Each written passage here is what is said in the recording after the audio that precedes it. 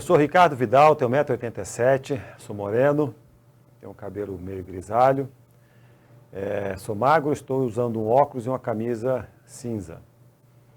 Nós estamos aqui para conversar com a Silvana Nietzsche, depois ela vai falar o nome bem certinho, e para poder compor com a história dela o projeto de resgate da memória da cultura e do esporte de Brasília. Silvana, gostaríamos de agradecer imensamente a sua participação. Muito obrigado. Eu que agradeço, pessoal. Eu sou Silvana Nietzsche, como se fala meu sobrenome. Sou baixinha, tenho 1,54 m, estou vestindo uma blusa florida, estou no meu ambiente com os meus troféus atrás e minhas medalhas mais importantes da minha carreira de saltos ornamentais. Silvana, que ótimo. Você é atleta olímpica. Qual é a leveza e qual é o peso de ser uma atleta olímpica? É sempre uma honra, né? Agora, depois de tantos anos, eu vi as consequências de toda a dedicação, de todo o tempo, de toda a exclusividade da minha vida. Estou usufruindo disso por ser uma atleta olímpica. O peso, obviamente, é a responsabilidade, né, de seguir assim o nome do esporte, dos saltos ornamentais, e sempre ser um exemplo de resiliência para esses atletas agora que estão, e falar que tudo valeu a pena. E a leveza, lógico, é o orgulho, é a honra de ser uma atleta olímpica. E, Silvana, como é que era Brasília, como é que eram os saltos ornamentais, como é que você iniciou a sua carreira de atleta? Eu iniciei numa escolinha do DEFER, que tinha nos anos 80, o departamento de esporte do GDF dava todas as modalidades, né? Aulas gratuitas de todas as modalidades. E eu, como sempre, muito inquieta, estudava de manhã, então à tarde não tinha muito o que fazer, depois dos afazeres da escola. Minha mãe praticamente me obrigou a inventar um esporte, a fazer alguma coisa.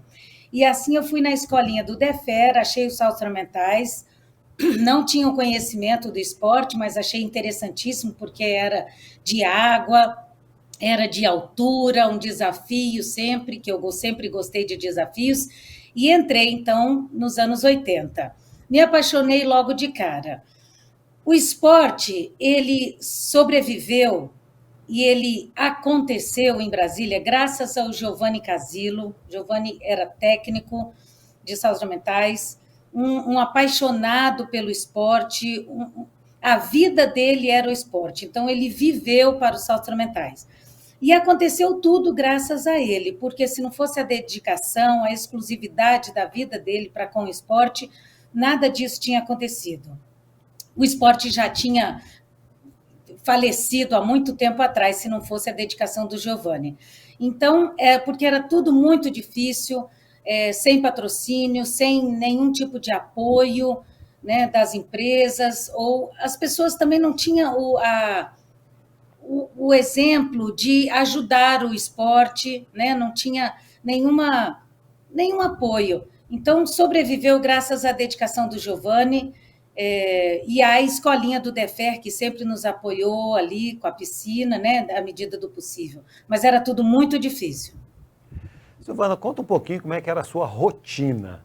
Você estudava, treinava, você ia para a escolinha do DEFER, seus pais te levavam, quanto tempo você passava lá, como é que era o ambiente de treinamento? Conta um pouco sobre esse momento e esse ambiente de treinamento que lá você encontrou. Perfeito.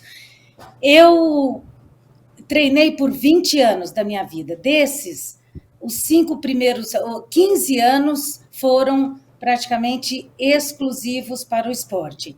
Então, quando começamos a rotina de campeonatos, e aí eu vi que eu tinha um futuro e tinha, então, que me dedicar, a minha rotina Meus pais, coincidentemente, nessa época, meu pai foi transferido para o Rio Grande do Norte, que ele era militar.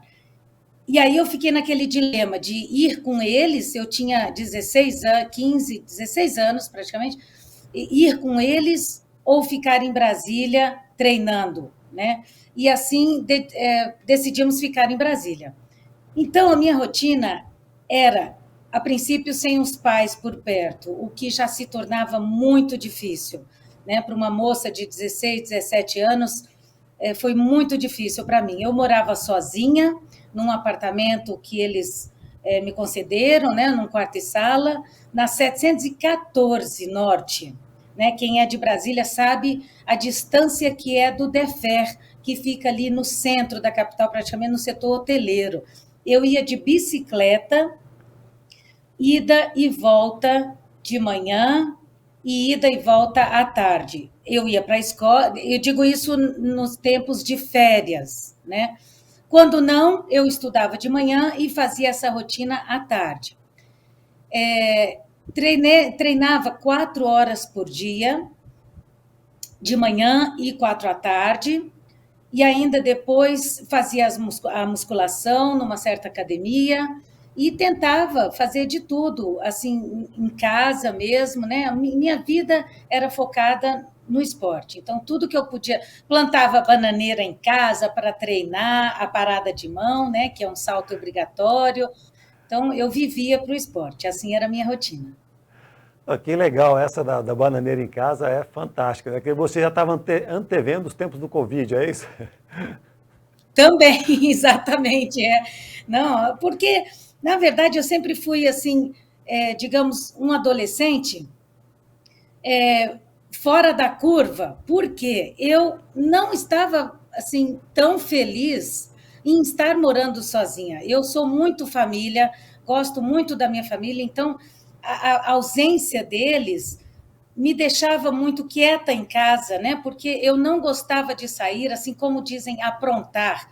Eu não fui um adolescente que fiquei feliz por estar morando sozinha aos 16, 17 anos, né? Ao contrário, foi muito difícil para mim, porque a presença deles faz toda a diferença, sempre fez na minha vida, né? Nos campeonatos, enfim, mas foi uma decisão que eu fiz e não me arrependo, obviamente, porque graças a essa exclusividade da minha vida é que eu conquistei a ida às Olimpíadas, a tantas outras conquistas também de campeonatos sul-americanos e pan-americanos.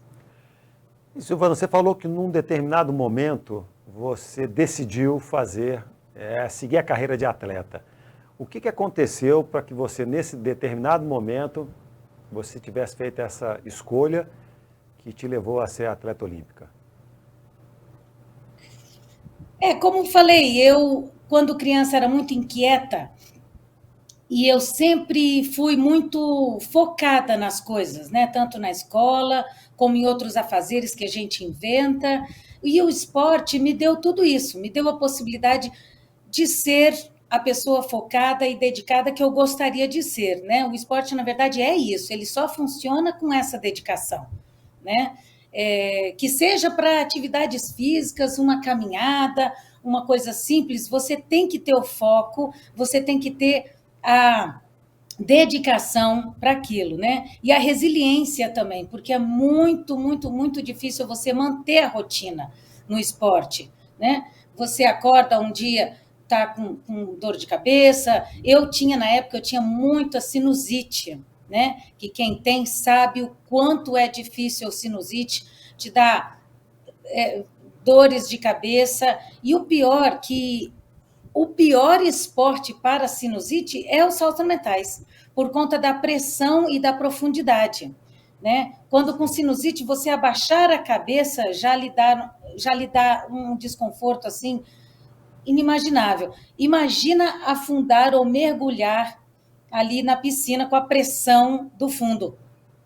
Então, eu tive que passar por cima disso para seguir no esporte e me dedicar cada vez mais, né? São obstáculos que aconteceram, lógico, mas eu tenho muito orgulho de falar que eu conquistei, que eu consegui passá-los, né? E graças a isso é que eu consegui ir às Olimpíadas, porque toda essa dedicação tem um resultado. Isso é fato. Tudo na vida dedicado, você tem um resultado. Então, o meu objetivo era as Olimpíadas. Então, assim, eu conquistei. Que ótimo. E, Silvana, você lembra direitinho como é que foi a sua primeira convocação para integrar a seleção brasileira? Lembro, com certeza, foi por intermédio do Giovanni, né, da seleção brasileira para campeonatos sul-americanos e pan-americanos, porque para a Olimpíada eu tenho que contar uma história. Infelizmente, durante a minha carreira, eu tive muitos obstáculos políticos e muitos obstáculos assim que não tinha nada a ver com o atleta. Eu não precisava nem estar sabendo daquilo, mas eu sempre fui muito envolvida, né? Infelizmente. Então, para as Olimpíadas, eu tive uma grande dificuldade de ter essa convocação concreta. Foi, na verdade, uma novela mexicana a minha convocação para as Olimpíadas, o que eu trago a grande dificuldade psicológica para mim, né? O atleta, ele tem que estar com a mente focada no treinamento e nos seus objetivos, nos seus resultados. Ele não pode estar envolvido nessas questões políticas e, às vezes, até de um desgosto ali do técnico para com toda a rede política que envolve o esporte, né? Então, as Olimpíadas, eu tive 4 convocações no decorrer de 2, 3 meses, sendo que essas convocações foram negativadas logo em seguida. Tipo, você foi convocada. Não, agora você não foi. Agora você vai, agora você não vai. Então, isso, psicologicamente, para mim, me arrasou, né? Foi muito difícil eu entender tudo isso, porque você cria uma expectativa e depois afunda, né? Cria outra expectativa e é enterrada.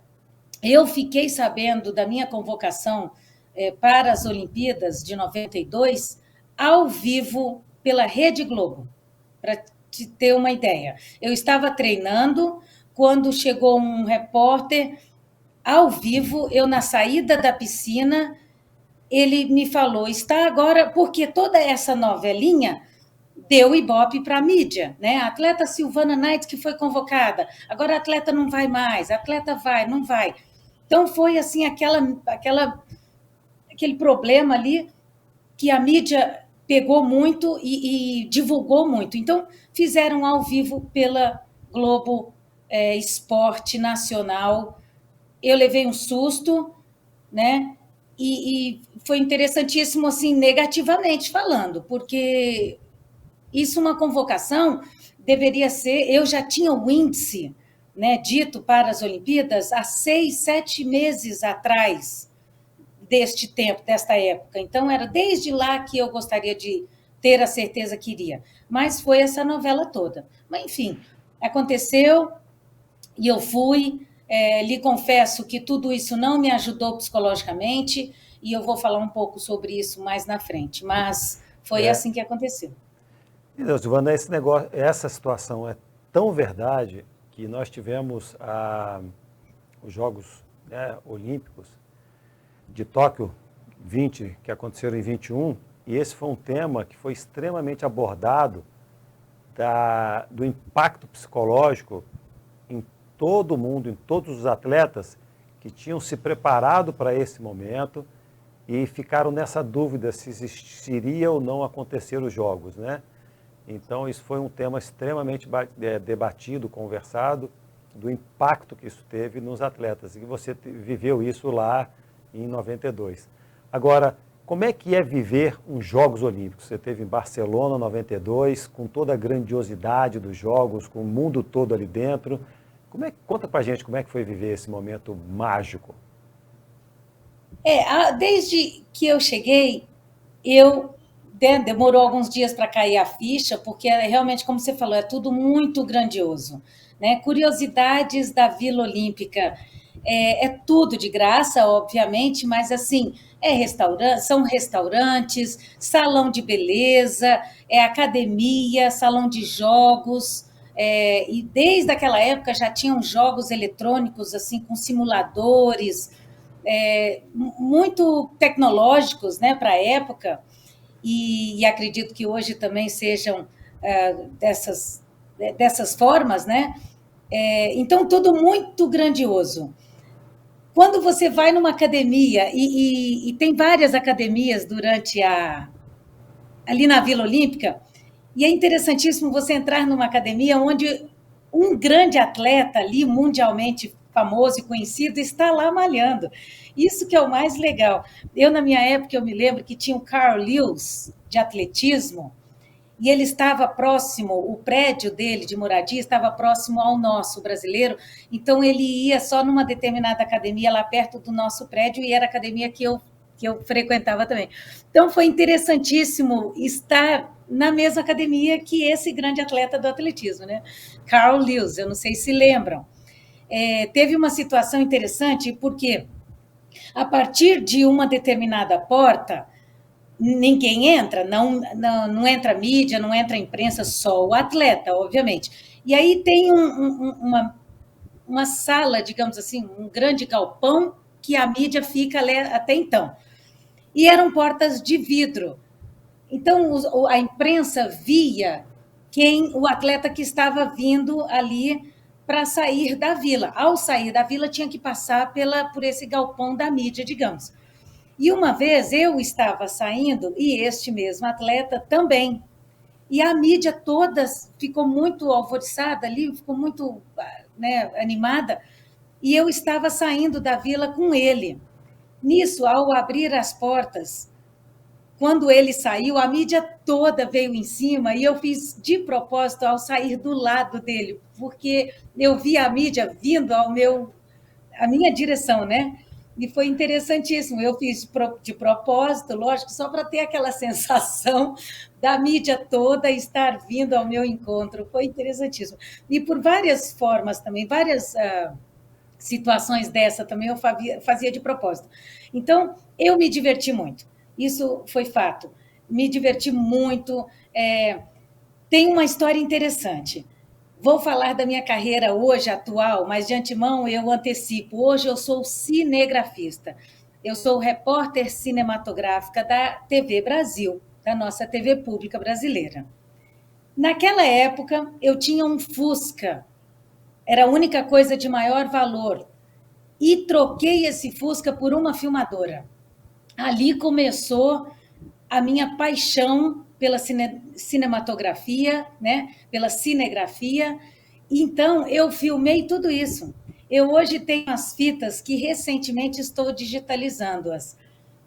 E filmei absolutamente tudo. Filmei toda a vila. Onde eu estava, eu ia com essa filmadora, né? Isso chamou a atenção da própria mídia, que a Rede Globo fez uma matéria, né?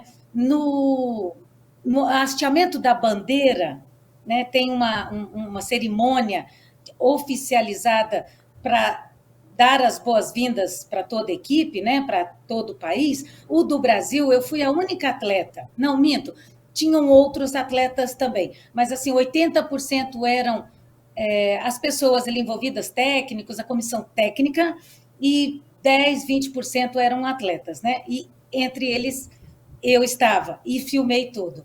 E aí isso chamou a atenção da emissora da Rede Globo, e que fez a matéria porque eu estava filmando tudo, né? Então tenho essa matéria para comprovar, eu lá com a minha filmadora.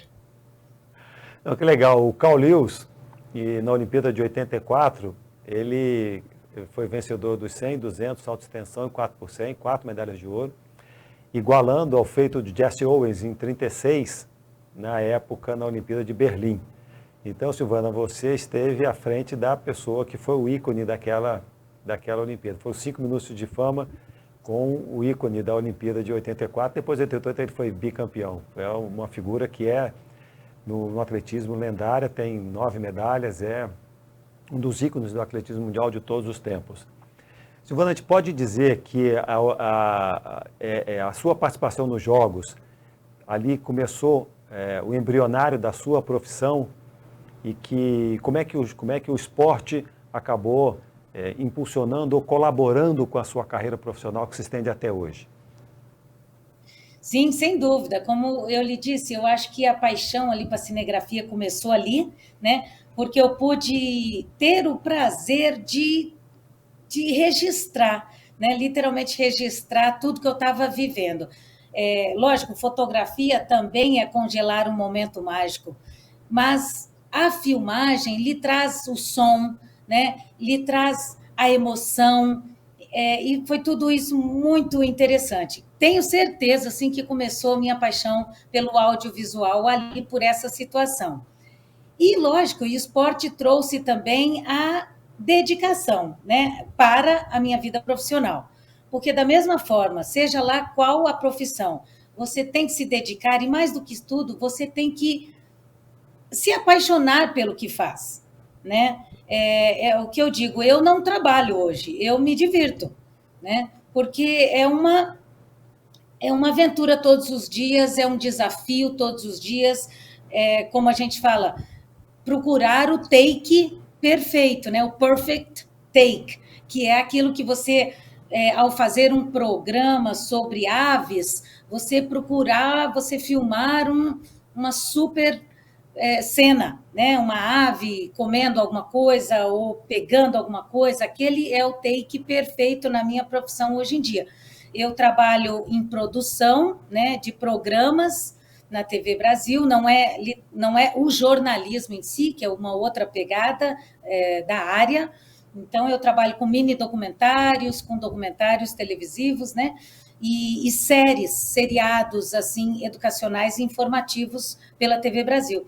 Então trouxe a dedicação, trouxe a resiliência, né? Imagina você ficar assim horas e horas e horas esperando uma cena perfeita, né? Você buscar no cerrado ali uma flor bonita, você tem que ser resiliente, né? E se não se apaixonar pelo que faz, você desiste. E você não vê graça naquilo. Ao encontrar aquela flor do cerrado linda e maravilhosa no meio daqueles, né, do cerrado, a paixão, assim, a animação é tanta que só com paixão mesmo você entende o prazer de estar ali, né, de passar o dia inteiro filmando e fazendo, procurando ali esse take. Né? Da mesma forma, o esporte trouxe isso. Depois de treinos, você tem o resultado em competições, ou não, né? Porque quantas vezes também já saí para fazer a filmagem e não conquistei aquilo que eu queria. E não significa que eu vá desistir e nem que eu volte para casa frustrada e que ache que tudo está ruim. Né? Muito pelo contrário, amanhã é outro dia e amanhã será melhor. É assim que eu vivi no esporte e eu levei tudo isso para a minha vida profissional hoje em dia. Aproveitando esses momentos mágicos, qual foi a competição, qual foi o evento que foi mais mágico para você em termos de você se sentir leve, confortável, segura, confiante e que podia não acabar, que estava super feliz? Olha, graças a Deus, dentro de mim foram muitas, né? Eu digo dentro de mim, eu comigo mesma, porque a pressão de fora que é ruim, né? Eu estava super bem na grande maioria dos campeonatos. Eu estava feliz por estar ali. Porque independente de resultado, só eu sabia o quanto me dediquei para estar ali, né? Destaco uma competição em particular, foi a Copa Cuba, né? Eu assim fiquei muito feliz em conhecer Cuba, cidade de Havana, as praias Varadeiro, as praias ali do país. Achei tudo muito interessante, para mim foi um choque de realidade assim interessantíssimo, ao ver que Cuba é tão pobre fisicamente falando, as pessoas são tão miseráveis ali, ou eram, né? Pelo menos eu não sei como está hoje em dia, mas acredito que não tenha mudado muito. E eles eram tão felizes. E os atletas cubanos eram tão dedicados com tão pouco, né? E, coincidentemente, foi uma competição que me trouxe muita alegria. Eu fui muito bem, foi uma Copa Cuba, comparado com o Campeonato Mundial, foi inclusive até um pouco antes do Mundial. Eu tirei 4º lugar. Todos os atletas que estavam no Mundial vão à Copa Cuba anteriormente, né? É como se fosse um treino para o Mundial. Então, eu considerei como se fosse um Mundial da mesma forma, que todos eram os mesmos atletas, né? Nível de competição, então, era a mesma. E conquistei o 4º lugar, assim, muito pouco de conquistar uma medalha. Mas, para mim, foi uma alegria, né? Sempre uma alegria. Graças a Deus, eu sempre fui muito feliz nas competições. O que eu trago da parte negativa, lógico, é a pressão técnica, pressão do técnico, pressão da área política, das pessoas que envolvem ali o esporte, que infelizmente eles não têm noção o quanto isso é prejudicial, né? Sempre exigindo, sempre cobrando muito resultados, né? E o resultado para eles são só medalhas, é como se não existisse o 4º em diante, o 4º lugar para em diante. Isso é muito complexo de falar a respeito, né? Mas dentro de mim eu sempre fiquei muito feliz. Silvia, nós estamos encaminhando, infelizmente o nosso tempo é curto, né? Estamos encaminhando para o final. Quantos países o esporte propiciou você a visitar, conhecer? Quantas culturas diferentes você teve a oportunidade de conhecer através do esporte? Olha, cabe na mão? É mais fácil falar. Cabe na mão, não, né? Não cabe, não, em hipótese alguma. Eu ia falar, é mais fácil eu falar os países que eu não fui, né? Coisa linda. Porque praticamente ali que eu não fui, Rússia, Japão, naquela área do Oriente Médio. De resto, eu fui em todos os países, então fico muito feliz, né, com tudo isso, todas as culturas, e sempre curtindo muito. Não tinha, lógico, muito tempo para conhecer, né, a cidade, etc., porque se eu era focada aqui no Brasil, imagina lá.